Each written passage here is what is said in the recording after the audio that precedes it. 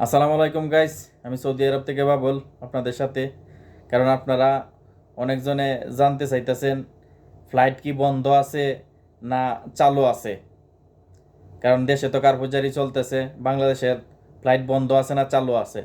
Flight চালু আছে, কেউ কনফিউজ হবেন না। কারণ যারা আমরা প্রবাসীরা আছে, অনেকজন ছুটিতে যাইতেছি, সৌদি আরব থেকে বাংলাদেশ থেকে আসতেছি।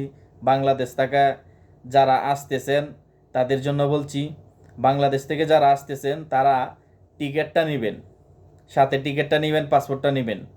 আপনার টিকিটটা অফিস থেকে ফোন করে, যে অফিস থেকে আপনি টিকিট নিছেন, টিকিট কাটছেন, ওই অফিস থেকে ফোন করে আপনার মোবাইলে টিকিটটা নিয়ে নেবেন। টিকিটটা মোবাইলে নিয়ে নেবেন, মোবাইল থেকে প্রিন্ট আউট করে নেবেন, যাতে রাস্তাঘাটে আপনার কোনো সমস্যা না হয়। কারণ আমরা প্রবাসী, কারণ রাস্তাঘাটে ব্যারিকেড থাকলে, আমাদের সাথে কাগজ থাকলে আমাদের কোনো সমস্যা নাই, কোনো সমস্যা আপনাদের হবে না। কারণ আমরা প্রবাসীদের সমস্যা হওয়ার কথা না, কারণ ফ্লাইট বন্ধ নাই। কারণ অনেকজনে গুজব চড়াইতে পারে ফ্লাইট বন্ধ, ফ্লাইট বন্ধ হয়ে রয়েছে, কিন্তু এরকম গুজব কেউ চড়াবেন না, আর কেউ শুনবেনও না। কারণ ফ্লাইট চলতেছে, ফ্লাইট বন্ধ নাই। কারণ বাংলাদেশের সৌদি আরবের ফ্লাইট বন্ধ নাই।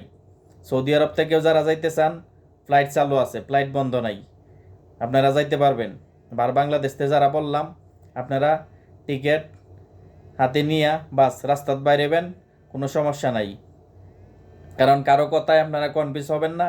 কারণ ভুয়া খবর দেয়া যায় কি অনেক সময়, ভুয়া খবর অনেকজনে বলতেছে ফ্লাইট বন্ধ হয়ে গেছে, কান দিবেন না, কারো কথায় কান দিবেন না। কারণ আমরা প্রবাসীরা দুজি আমি একজন প্রবাসী, আপনিও একজন প্রবাসী, যাতে ক্ষতিগ্রস্ত না হন। কারণ আপনি দেয়া যায় কি একটা টিকিট মিস হইলে আমরা প্রবাসীরা অনেক একটা ক্ষতিগ্রস্তর মধ্যে পড়ব। এই জন্যে বলি, সাবধানে আসবেন, কোনো সমস্যা নাই। আপনি হাতে টিকিটটা থাকলে আর কোনো কিছু সমস্যা নেই, পাসপোর্টটা থাকলে আপনি চলে আসতে পারবেন। কারো কথা কানে নেবেন না, গুজব শুনবেন না, আর কেউ এরকম মিথ্যা ভিডিও বানাবেন না, কাউকে কনফিউজ করবেন না। কারণ আমার এক প্রবাসী ভাই দুজি ক্ষতিগ্রস্ত হয়, তাই অনেক কিছু আমরা চাই না কেউ ক্ষতিগ্রস্ত হোক। একটা টিকিট মিস হয়ে গেলে দেখা যায় কি অনেক সময় দেশে টিকিটটা মিস হয়ে গেলে অনেক ক্ষতিগ্রস্ত। দেখা যায় কি অনেক সময় এই লোকটা আর দ্বিতীয়বার আসতে পারবে না, কারণ তার মেয়াদ শেষ হয়ে যাবে ভিসার।